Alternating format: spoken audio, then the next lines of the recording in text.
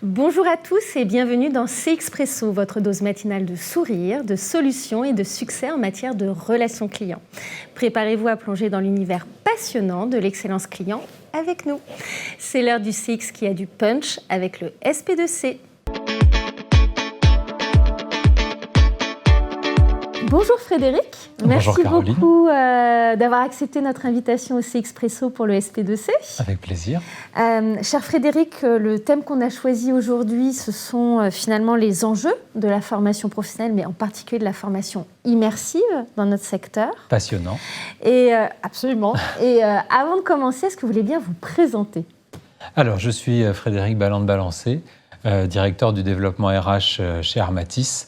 Donc, j'ai en charge avec mes équipes de toute la partie professionnalisation, formation, mobilité, gestion des talents.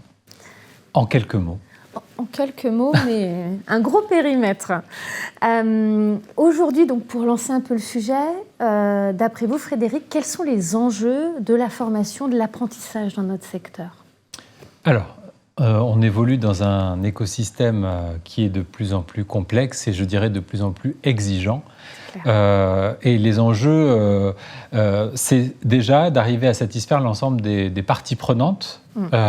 C'est-à-dire que ce soit nos clients, nos partenaires, qui souhaitent bien sûr qu'on incarne, grâce à nos salariés, à nos conseillers de clientèle, toujours de manière plus personnalisée et plus sur mesure leur marque. Donc ça, c'est un premier enjeu, un enjeu qui est fort et majeur. Un autre enjeu de la formation, ce sont justement les attentes de nos clients internes, les managers, les stagiaires que l'on a en formation, pour leur apporter à la fois les outils, les bonnes méthodes pour qu'ils se sentent à l'aise et qu'ils puissent être les meilleurs ambassadeurs de ces marques que je citais précédemment. Après, à côté de ça, on a aussi des enjeux de contraintes budgétaires assez fortes dans le secteur dans lequel on évolue, bien évidemment, avec bien sûr des financements qui sont de moins en moins importants. Donc, quelque part, il faut arriver à faire mieux avec moins. Donc, ça nous impose d'être toujours créatifs. Et donc, ça, c'est un enjeu qui est majeur. Clairement. Et comment on peut l'illustrer chez Armatis, en fait, comment vous composez avec toutes ces contraintes, ces attentes des clients, des collaborateurs, des marques partenaires ? Alors, il y a plusieurs façons de voir les choses et de répondre à cette question. La première, je dirais, c'est déjà de réfléchir, quand on parle de formation et de formation immersive, quel va être le bon cocktail pédagogique, le bon mix pédagogique pour répondre aux besoins qui sont les besoins des clients finaux, ce que nos agents ont au téléphone, de nos clients partenaires. Donc de trouver le mix entre la formation qui soit présentielle et distancielle, parce qu'aujourd'hui, on parle de formation immersive. Donc bien sûr, on pense au digital, qui est un moyen très puissant de gagner du temps en formation, d'être plus efficace. Mais c'est déjà d'avoir pensé en amont et en partenariat avec les équipes formation, avec les participants, avec nos clients, sur quel est le bon déroulé pédagogique pour trouver les séquences qui vont être clés et dans lesquelles on va pouvoir donc positionner la bonne modalité, le bon moyen, la bonne méthode pour faire gagner du temps, gagner de la compétence en formation, accélérer le rythme d'apprentissage et garantir aussi l'engagement de nos collaborateurs, puisque quand on est sur des formats de formation qui peuvent être parfois très longs, de plusieurs semaines, il faut repérer les moments où il peut y avoir des décrochages, les moments clés dans les thématiques de formation et adapter le bon outil pédagogique en face. Donc à ça, tu vas me demander, c'est quoi les bons outils pédagogiques pour la formation immersive ? Alors, la formation immersive, elle est protéiforme. Je parlais du digital et je vais l'aborder de suite parce qu'aujourd'hui, grâce à tout ce qui est capsule digitale et tous les outils qui nous permettent de learning, qui nous permettent de créer, de scénariser, de créer des serious games, de créer des parcours de formation comme des jeux vidéo, puisque la dimension ludopédagogique correspond aussi aux attentes de nos collaborateurs. Et au-delà de la dimension parfois un peu gadget, ça répond parfaitement à des atteintes d'objectifs, de KPIs, et on les mesure parfaitement aujourd'hui pour montrer l'impact et la puissance que ça peut avoir dans la qualité de la relation client.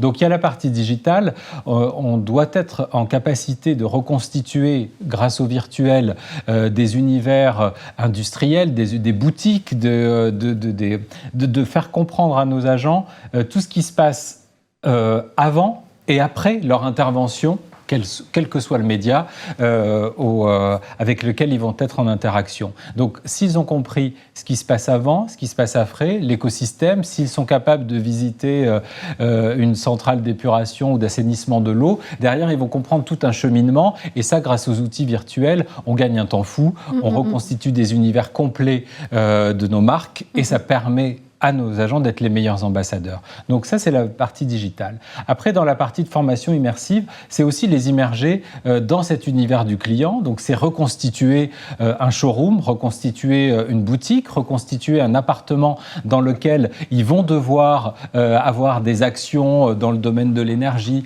manipuler des compteurs électriques. Ah oui, ça va jusque-là. Exactement. Avoir effectivement des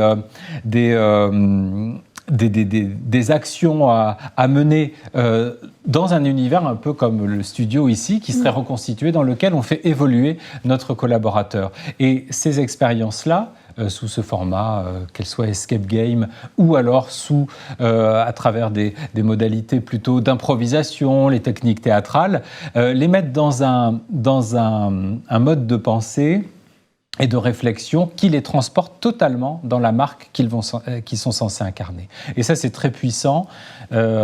Donc, j'ai évoqué le digital, j'ai évoqué le présentiel. On peut travailler aussi beaucoup, notamment sur la partie des réseaux sociaux. On pourrait dire, tiens, comment on développe, puisque nos clients attendent de la spontanéité, de la dextérité, la capacité à mener plusieurs chats en même temps. Il y a je parlais tout à l'heure de ludopédagogie, les techniques d'impro sont très puissantes aussi pour développer cette facilité à communiquer de manière fluide, naturelle et spontanée, puisque ça fait aussi partie des enjeux qu'on évoquait au début, de sortir du discours robotisé, du script, des process et la personnalisation. Exactement. Extrêmement intéressant, je découvre en même temps. Et alors, comment on mesure finalement le résultat, l'impact de ce type de formation qui sortent un peu du lot ? Alors, je l'évoquais tout à l'heure quand je parlais d'éviter de tomber dans la gadgetisation de toutes ces modalités pédagogiques, de les avoir bien pensées en amont. Chaque modalité pédagogique répond à l'atteinte d'un objectif et d'un KPIs. Chez Armatis, et effectivement, on a un travail très fort sur cette data RH qui nous permet déjà d'analyser dans le parcours du collaborateur les moments critiques, ce qui nous permet de travailler sur le turnover, l'absentéisme et notamment sur la partie formation. Je l'évoquais aussi, dans le parcours de formation qui peut être parfois assez long, quels sont les moments où il peut y avoir une lassitude, un absentéisme qui va être plus marqué, ou des résultats à des quiz ou à des mises en situation qui seraient moins élevés que les exigences clients.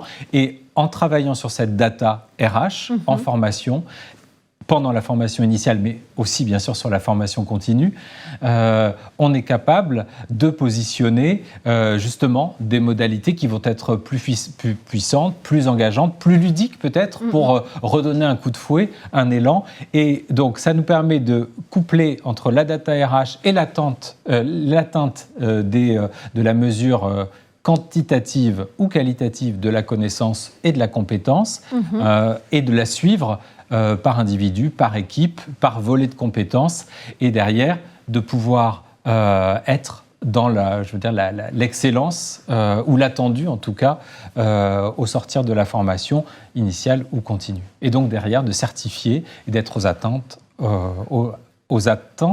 de l'atteinte des objectifs de nos clients.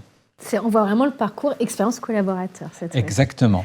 Et alors, pour finir, je voulais, Frédéric, à travers vous, féliciter toutes les équipes d'Armatis côté RH, parce que je me suis notée, vous aviez reçu un très beau prix, le trophée digital Data RH et Care, Oui. Donc, toutes mes félicitations parce que c'est un vrai challenge pour un outsourceur et c'est bien à l'image d'Armatis. Donc, bravo. Merci beaucoup. Et c'est le couronnement, le mot est un peu fort, mais en tout cas, dans tout ce travail de data RH que j'évoquais, qui nous permet d'adresser les bons moyens, les bonnes méthodes au bon moment, dans la volonté de satisfaire nos collaborateurs et leur engagement.